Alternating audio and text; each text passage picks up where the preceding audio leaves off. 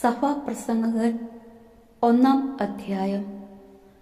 മിഥ്യകളിൽ മിഥ്യ. ജെറൂസലേമിൽ രാജാവും ദാവീദിന്റെ പുത്രനുമായ സഭാപ്രസംഗകന്റെ വാക്കുകൾ.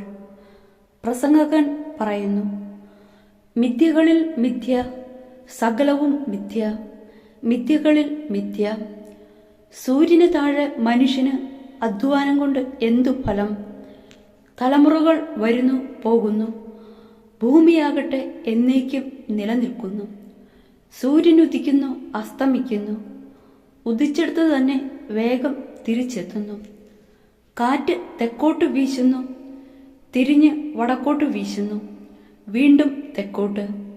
അങ്ങനെ അത് ചുറ്റിക്കറങ്ങിക്കൊണ്ടേയിരിക്കുന്നു.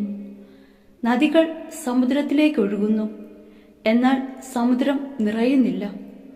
ഉറവിടത്തിലേക്ക് വീണ്ടും ഒഴുക്ക് തുടരുന്നു. സകലവും മനുഷ്യന് ക്ലേശഭൂയിഷ്ടം. അത് വിവരിക്കുക മനുഷ്യന് അസാധ്യം.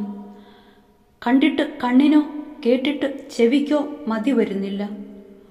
ഉണ്ടായത് തന്നെ വീണ്ടും ഉണ്ടാകുന്നു, ചെയ്തത് തന്നെ വീണ്ടും ചെയ്യുന്നു. സൂര്യന് കീഴെ പുതിയതായൊന്നുമില്ല. പുതിയത് എന്നു പറയാൻ എന്തുണ്ട്? യുഗങ്ങൾക്ക് മുൻപ് തന്നെ അതുണ്ടായിരുന്നു. കഴിഞ്ഞതൊന്നും ആരും ഓർക്കുന്നില്ല. വരാനിരിക്കുന്നവയെ അവയ്ക്ക് ശേഷം വരാനിരിക്കുന്നവർ ഓർമ്മിക്കുകയില്ല. സഭാപ്രസംഗകനായ ഞാൻ ജെറൂസലേമിൽ ഇസ്രായേലിന്റെ രാജാവായിരുന്നു. ആകാശത്തിൻ കീഴ് സംഭവിക്കുന്നതെല്ലാം ജ്ഞാനത്തോടെ ആരാഞ്ഞറിയാൻ ഞാൻ പരിശ്രമിച്ചു. വ്യഗ്രതയോടെ ചെയ്യാൻ ദൈവം മനുഷ്യനെ ഏൽപ്പിച്ച ജോലി എത്ര ക്ലേശകരമാണ്! സൂര്യന് കീഴെ നടക്കുന്ന എല്ലാ പ്രവൃത്തികളും ഞാൻ വീക്ഷിച്ചു. എല്ലാം മിഥ്യയും പാഴ്വേലയും അത്രേ. വളഞ്ഞത് നേരെയാക്കാൻ ആർക്കും കഴിയുകയില്ല. ഇല്ലാത്തത് എണ്ണുക അസാധ്യം.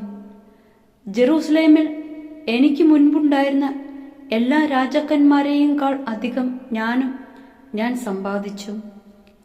ജ്ഞാനത്തിൻ്റെയും അറിവിൻ്റെയും യഥാർത്ഥ രൂപം അനുഭവിച്ചറിഞ്ഞു എന്ന് ഞാൻ വിചാരിച്ചു. ജ്ഞാനത്തെയും അറിവിനെയും ഉന്മത്തതയെയും പോഷത്വത്തെയും വിവേചിച്ചറിയാൻ ഞാൻ ഉദ്യമിച്ചു. ഇതും പാഴ്വേലയാണെന്ന് ഞാൻ കണ്ടു. കാരണം ജ്ഞാനമേറുമ്പോൾ ദുഃഖവും ഏറുന്നു, അറിവ് വർദ്ധിക്കുമ്പോൾ വ്യസനവും വർദ്ധിക്കുന്നു.